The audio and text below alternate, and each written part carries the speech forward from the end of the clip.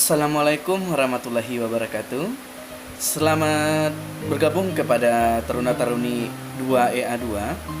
Kali ini adalah pertemuan pertama kita bertemu untuk mata pelajaran pendidikan kewarganegaraan ini, karena pada tingkat 1 anak-anak Bapak belajar dengan Ibu Nur Aini. Baiklah, walaupun sekarang kita tidak bertatap muka karena mengingat situasi pandemi Corona COVID-19, maka kita belajar dengan menggunakan pembelajaran video. Nah, walaupun kita tidak pernah bertatap muka dalam pembelajaran, tetapi pada keseharian kita alhamdulillah sudah ada bertemu. Baiklah, untuk kali ini kita langsung saja masuk ke materi kita. Itu bab 1 dari semester 1 tingkat 2 ini. Kita membahas tentang hak asasi manusia. Dengarkan ringkasan yang telah Bapak buat. Bab pertama ini kita bahas terlebih dahulu tentang hak asasi manusia dalam perspektif Pancasila. Baiklah, sebelum Bapak menjelaskan materi kita tentang HAM, silakan lihat gambar yang berkaitan dengan hak asasi manusia. Gambar tersebut adalah merupakan suatu kebebasan menyampaikan pendapat menjadi salah satu bentuk hak yang melekat pada dalam diri setiap manusia. Apakah hanya hak kebebasan mengungkapkan pendapat yang melekat pada setiap individu? Bagaimanakah pelaksanaan hak asasi manusia di Indonesia saat ini? Akan kita lihat dalam materi kita hari ini. Adapun materi kita bisa kita lihat dalam tujuan pembelajaran. Yang pertama, hakikat hak asasi manusia. Yang kedua, HAM dalam dasar negara, konstitusi negara dan peraturan perundang-undangan. Dan yang ketiga, pelanggaran HAM di Indonesia.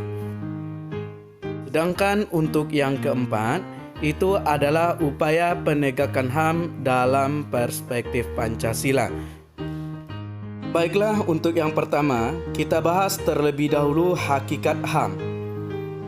Pasal 1 Undang-Undang Dasar Nomor 39 Tahun 1999 membahas mengenai hak asasi manusia.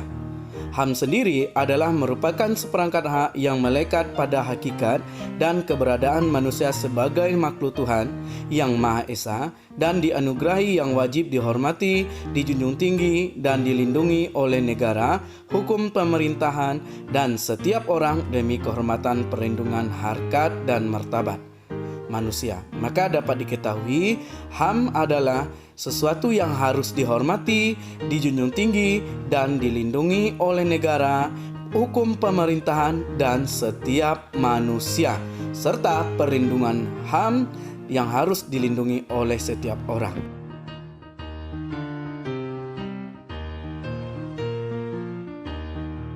Nah, di dalam makna HAM ini, yang pertama Bapak jelaskan terlebih dahulu sifat-sifat dan unsur-unsur HAM.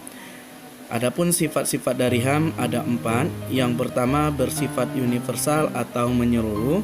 Yang di sini dijelaskan HAM itu berlaku bagi semua manusia.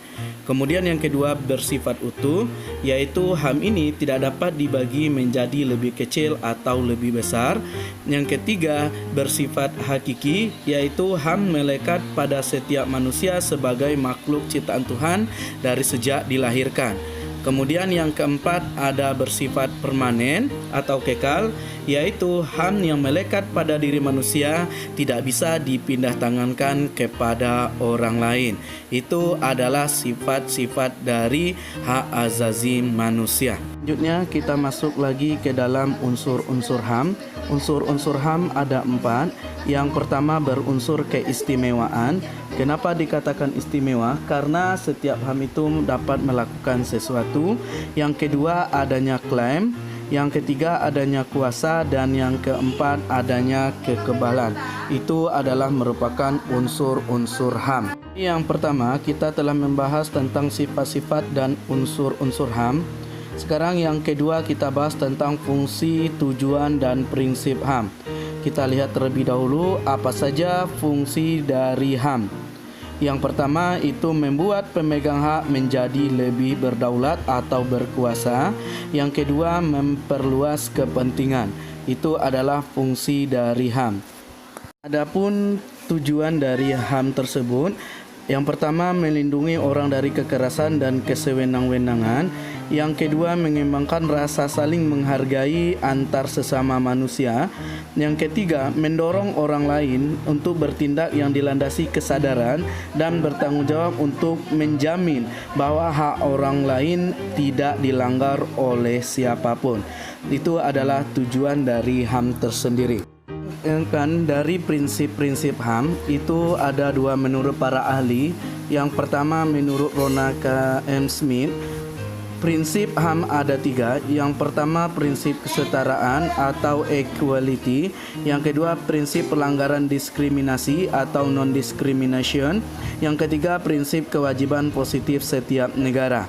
Itu menurut Rona K.M. Smith. Sedangkan menurut Manfred Noack ada juga tiga. Yang pertama prinsip universal atau universality. Yang kedua prinsip ketergantungan. Dan yang ketiga ada prinsip saling keterkaitan atau prinsip tidak terbagi. Itu adalah prinsip-prinsip HAM menurut dua para ahli. Baiklah, untuk yang ketiga kita bahas tentang teori-teori HAM. Yang pertama ada teori hak alami atau kodrati. Yang dikatakan dengan teori hak alami dan kodrati itu adalah hak-hak yang dimiliki semua orang di mana saja dan kapan saja berada. Kemudian yang kedua ada teori hak positivisme, yaitu merupakan teori yang menolak secara tegas pandangan teori hak alami atau kodrati. Kemudian yang ketiga ada teori relativisme budaya, yaitu merupakan teori yang memandang teori kodrati dan penekanannya pada universality sebagai suatu pemaksaan atau suatu budaya terhadap budaya yang lain.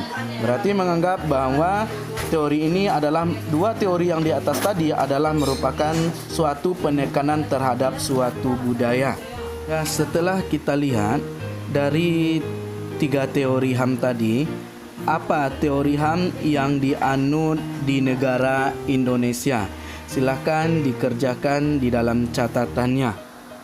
Setelah tadi Bapak telah menjelaskan makna HAM, kemudian kita masuk lagi yang kedua, HAM dalam dasar negara, konstitusi negara, dan peraturan perundang-undangan.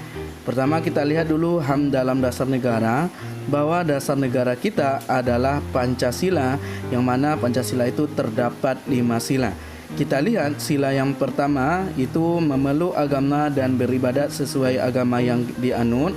Pada sila yang kedua pengakuan manusia sebagai individu dan sebagai makhluk sosial. Kemudian sila yang ketiga setiap manusia mempunyai martabat dan hak-hak yang sama. Pada sila yang keempat hak untuk menyampaikan pendapat dan hak berkumpul dalam kegiatan musyawarah. Dan yang kelima itu ada menghormati hak orang lain. Nah, itu adalah HAM dalam dasar negara.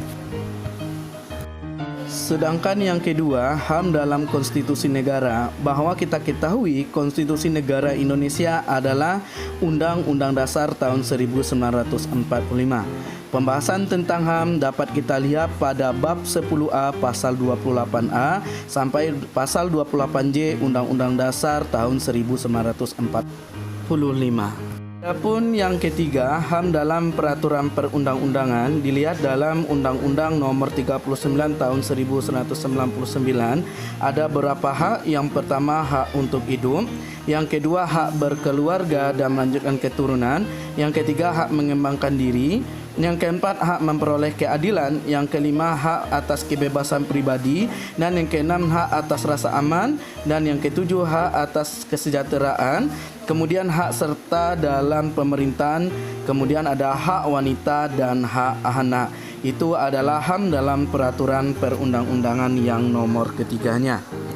Nah, kemudian dapat kita lihat kenapa Indonesia dikatakan sebagai negara hukum, karena adanya jaminan hak asasi manusia dalam konstitusi dan membuktikan bahwa Indonesia adalah merupakan negara hukum. Nah, anak-anak Bapak, coba kita lihat kategori HAM dalam pasal Undang-Undang Dasar tahun 1945. Itu ada membahas tentang pribadi, politik, ekonomi, hukum, dan peradilan. Semuanya itu berkaitan tentang hak asasi manusia. Demikianlah materi kita hari ini. Selamat siang.